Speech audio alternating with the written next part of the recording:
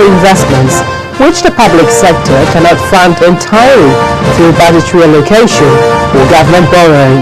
So how is the federal government going about attracting funds for the nation's emerging power sector? Our guest in this week's edition of the program is the Minister of State for Finance.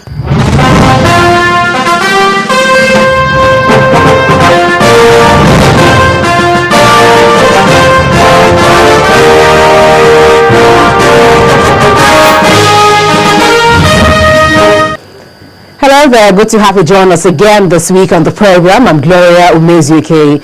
Transforming the Nigerian power sector from a state-run business to a commercially run, liberalized market requires significant government commitment, including huge private sector investment and ownership.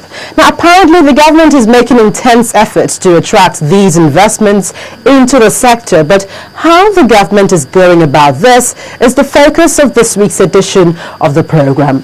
Right ahead, did you know that development partners are committing huge investments and loans to finance the nation's power sector? Well, you'd listen to this for details.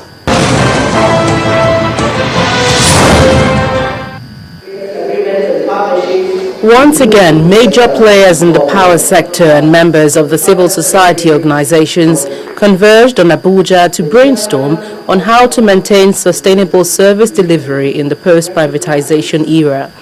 The country representative of the United Nations Industrial Organization said increased financial support for the sector is necessary. According to him, a total of $2 billion is expected to be given as grant to ensure efficient power supply in the country. Collectively, the development partners in the power sector would have contributed up to $2 billion United States by the year 2018 towards the improvement and efficiency of the power sector in Nigeria. We are confident that this will contribute significantly towards the growth and sustainability of the power sector. But in spite of the financial commitment by development partners to the power sector, a lot of challenges still persist. Shortage of gas supply, vandalism, and fragile transmission grids are some of the hiccups the federal government has to contend with. Our transmission grid remains fragile, which resulted, as I said earlier, in unprecedented collapses last year. We also witnessed incessant vandalization of gas pipelines on both the western and eastern axes all through the year 2013. Very thankfully, the incidents are beginning to get fewer and fewer. To ensure that Nigerians enjoy services provided by the succeeding generation and distribution companies, lawmakers warned against fraudulent practices by the investors. If the objective is to come in and make profit, maximize profit at the expense of the poor the consumers, then you are in the wrong place. One of the achievements of previous power sector summits is said to be the successful privatization of the nation's power sector. It is expected that recommendations made at this gathering will translate into an efficient electricity supply in the country.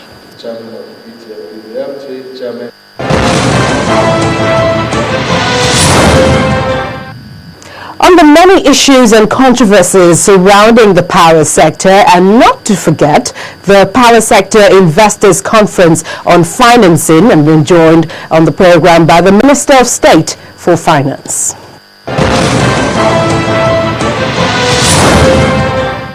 Dr. Yerima Ngama, you're welcome to the program. Thank you very much. Well, let's begin straight away with this Power Sector Investors Conference on Financing. What really informed the federal government's decision to make such a move at this point in time?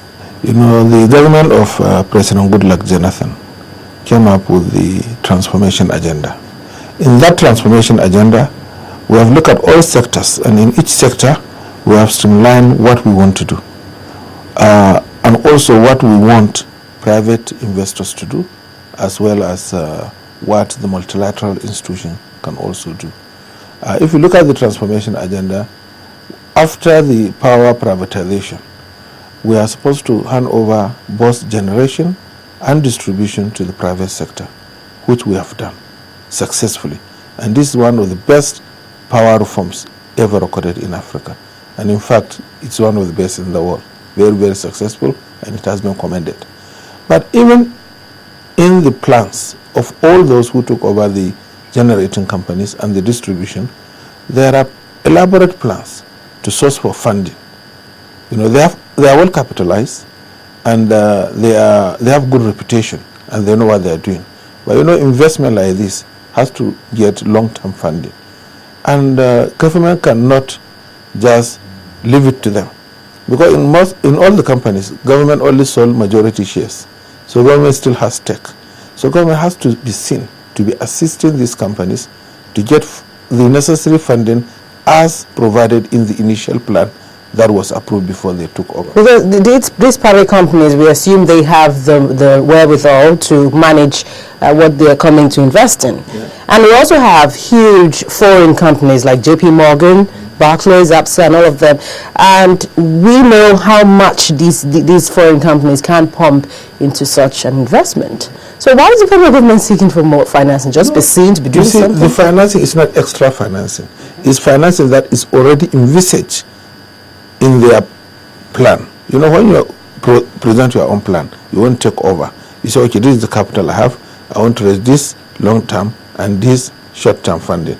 And that long-term funding is what we are trying to generate. And we are creating only a forum. It's not the government taking the money and giving it to them. No. Government is only facilitating a situation whereby you have all the financiers coming, and those who want the finance are there, and create a forum whereby people sell themselves, get the financiers aware of the potentials of these companies and the actual requirement, as well as other possible future investments. We are just creating big awareness of the investment opportunities in Nigeria. So it's not like they are looking for money, but we are saying here are good risks, here are good businesses, so come and have a look. You know, as a banker, you are looking for good businesses. You are looking for people who have an elaborate plan, people who have the wherewithal to run their business, and you invest in them. So government is bringing these people, showcasing them, so that the financiers will come and they will see these financing opportunities. So it's not like you are looking for money, but you are telling people, hey, here is a place where you can put your money and make good returns. So how much capital inflow are we really looking at? Not capital, just financing. Yes. Because then it becomes, in total, if you look at the entire plan, from the multilaterals and other development-oriented financing sources, we require about $10 billion. $10 billion in the next 5 years. Because from this conference? Of course, from this conferences, discussion will start on several opportunities. It's not only the discourse and the junkers. We are also going to showcase all the dams that we have in this country. We have over 200 dams, most of which can be used to generate power. Everything has been made, the dam is there, it's only to put a turbine and you start generating power. The turbines are there, everything is there, you only need somebody who can come and take it over, invest a little and manage. So we have several of such dams that we have in Nigeria, but we have to showcase them for people to come and show interest. You know, somebody will tell me that there is a dam in Ogun State that, is ready for someone to come take over and operate. Even within Nigeria, he may not know. So what we are doing is to create awareness of all this investment done in facilities that can be used to generate power, that, we can attract people who can come and manage it.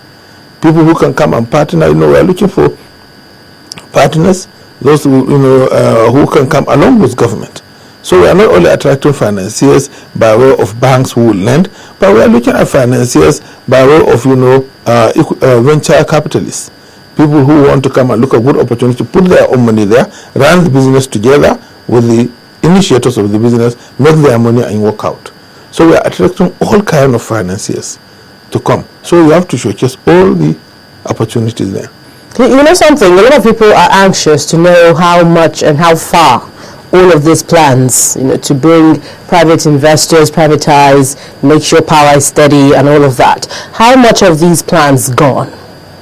Well, the plans have gone very well, because right now most of the Take the discos, for instance.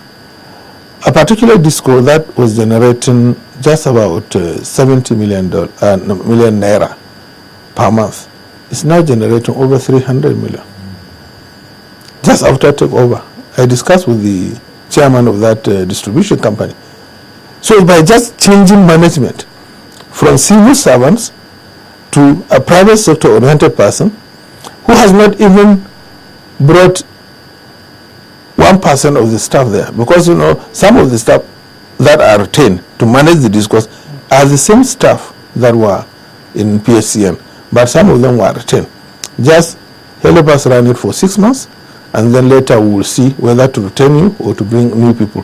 Just that little change has already changed the attitude, and the collections have multiplied almost 4 times. So that is the power of private sector orientation coming into the running of government parastatals. You can see it. And now if these people get from this conference some investors who even help with the collection, the collection infrastructure is key. How do you collect? How do another company will come with all the metering, there are different collection mechanisms, and once you can collect the payment for every unit of power consumed, the collection may even multiply 10 times, because everybody knows that there are several leakages in the system. And then you have people who will come and say, let's invest in the transmission. Because what we have right now in this country is a lot of power being trapped. You have the generation capability, but you have 2 problems. One at the end of getting gas to some of the power plants, and one at the end of taking the power to the consumers. So in the gas infrastructure, we have already gotten the Eurobond, $1 billion. Most of it is going for gas infrastructure. But there are so many people who are also investing in gas, private people. So these financiers, these private people will also come, showcase themselves. So when you go, you won't just see people who are generating power and distributing power. You see people who are interested in gas. And they will also come, showcase what they need, and they get funding. Then you find that gas is coming, and then more power is generated. Then the transmission company of Nigeria also has its own stand with all that it needs in the next 5 years to ensure efficient distribution of power. So they too, they will attract funding. And they know exactly what funding they need for what project, because the plan is well laid out.